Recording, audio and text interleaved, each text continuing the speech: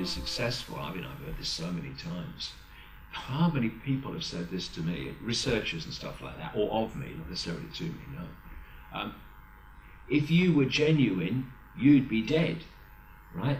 And it's like, whoa. Now that's taken giving your power away to a whole new extremes of existence. So, this world is so controlled and we are so impotent to do anything about it that your only confirmation that you are genuine is if they kill you.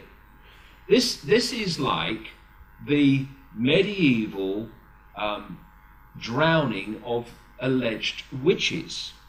They put you in the ducking stool, and if when they put you under the water you drowned, you were not a witch. If you don't drown, you are a witch, and they kill you. I mean, it's a joke.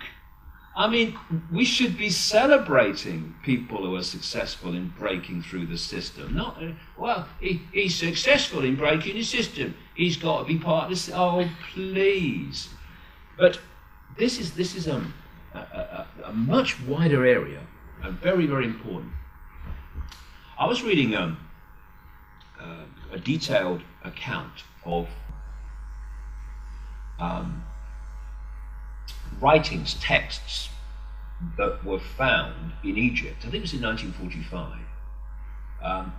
Nag Hammadi, I don't know the exact pronunciation, it was very close to that. It was the place where they were found. And they were writings from people known as Gnostics. And funnily enough, very early on in this story of mine, right in the early 90s, one of the first things I came across after, I became clear that there was something going on, were the Gnostics and people like the Cathars. And the Gnostics, like those that ran the great library at Alexandria, and the Cathars, were invariably slaughtered by the system in all its forms, not least Christianity. And their writings destroyed. But these writings were, and texts were found in Egypt in 1945. And I've been reading detailed accounts of what they say. It is fascinating. And it was in many ways like reading my books.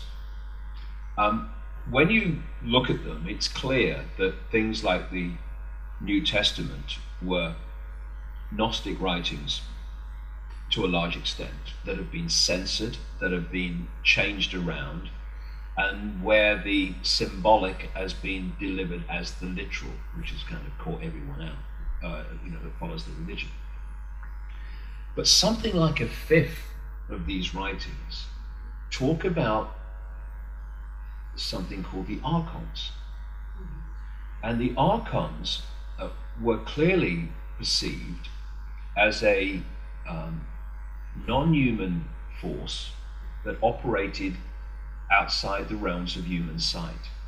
And when you look around the world, you see the recurring theme. In the Zulu tradition, they're called the Chitahuri. In the Islamic tradition, they're called the Jinn. And so it's the same thing under different names. And they'll talk about these archons. And there were so many concepts that they talked about that absolutely mirror what I've uncovered myself over these years. And one thing they talk about is that the archons are terrified of humans because humans have the ability for creativity, they have the ability for expansion of consciousness, whereas the archons do not have the ability to create. They have to mimic that which is already created. And they are devious manipulators of reality. But the reality has to exist before they can piggyback it and manipulate it. And they talk in their own way about the fact that the archons created, in effect, a fake reality, which we are decoding, humans were decoding, believing it to be real. All these themes, it's like, you know, I talked about the pieces in the puzzle. One of the things that happens to me in this process is that stuff is held back. It's happened a number of times that I could easily have come across until a certain point, and then suddenly I come across it, and it's at that exact point, really, often exact point, that says to you, see, it's right.